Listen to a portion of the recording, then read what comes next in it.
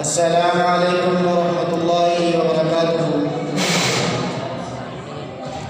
نحمده ونصلی علی رسولہ الکریم، اما بعد فاعوذ باللہ من الشیطان الرجیم۔ بسم اللہ الرحمن الرحیم۔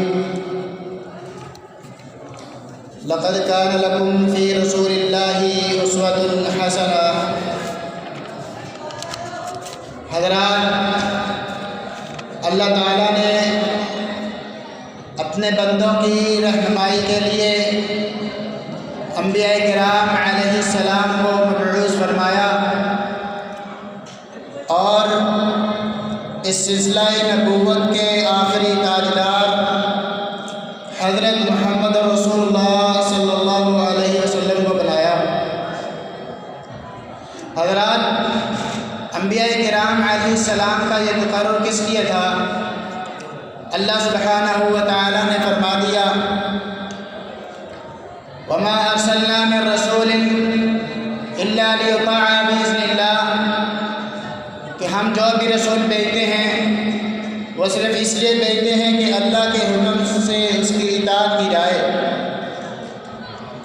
اور یہ اطاعت ایمان میں، عقیدے میں، عبادات میں، الغرض ہر اس معاملات میں ہے کہ جس کی وضاحت رسول اللہ صلی اللہ علیہ وسلم نے فرما دی ہے۔ حضرات، دین کی تمام تر بنیاد رسول پر ہوتی ہے۔ اسی طرح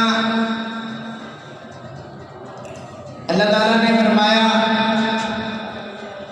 وَمَا كُنَّا مُعَذِّبِينَ حَتَّى نَبْعَثَ رَسُولًا، کہ ہم اس وقت تک کسی امت کو، کسی شخص کو عذاب نہیں دیتے جب تک ہم اس میں کوئی نبی یا رسول نہ بھیج دیں۔ اور اسی کے بعد کچھ انبیاء کا تذکرہ کرتے ہوئے فرمایا، رسولا مبشرین ومنذرین لئلا یکون للناس علی اللہ حجۃ بعد الرسل، کہ ہم رسولوں کو جو ڈرانے والے ہیں، خوشخبری دینے والے ہیں، لوگوں پر اس لیے بھیجتے ہیں تاکہ اللہ کے ہاں لوگوں پر حجت قائم ہو جائے، اور بعثت کی اتمام حجت ہو جائے، اور لوگوں پر کوئی کسی قسم کا عذر باقی نہ رہے کہ ہم پر کوئی رسول نہیں آیا، کوئی ڈرانے والا نہیں آیا، کوئی خوشخبری دینے والا نہیں آیا۔ حضرات، یہ کس قدر ستم ظریفی کی بات ہے کہ رسول کے بتلانے پر اللہ اور اس کے پیغام کو تو تسلیم کر لیا جائے، اور رسول اور اس کے پیغام کا انکار کر دیا جائے۔ اسی طرح اللہ تعالیٰ نے فرمایا، اللہ تعالیٰ کے رسول حضرت محمد رسول اللہ صلی اللہ علیہ وسلم نے فرمایا کہ الا انی اوتیت القرآن ومثلہ معہ، کہ میں قرآن اور اس کی مثل اس کے ساتھ دیا گیا ہوں۔ اور اس کی مثل وہ کیا چیز ہے؟ وہ احادیث ہیں جو کہ صحیح اور ثابت شدہ روایت ہیں۔ حضرات،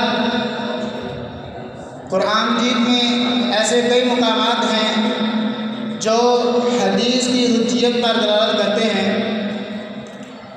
جیسے کہ اللہ تعالیٰ نے فرمایا، وَأَنزَلْنَا إِلَيْكَ الذِّكْرَ لِتُبَيِّنَ لِلنَّاسِ مَا نُزِّلَ إِلَيْهِمْ، کہ ہم نے آپ کی طرف جو ذکر نازل کیا وہ اس لیے کیا تاکہ آپ لوگوں کو اس کی تبیین کر دیں۔ حضرات، اس ذکر سے مراد قرآن مجید ہی نہیں، اس ذکر سے مراد احادیث کریمہ بھی ہے۔ وہ اس طرح کہ جو قرآن کی تبیین ہے، اس قرآن کی تبیین کو ہی احادیث کا نام دیا جاتا ہے۔ اسی طرح اللہ تعالیٰ نے فرمایا، وَمَا أَرْسَلْنَا مِن رَّسُولٍ إِلَّا لِيُطَاعَ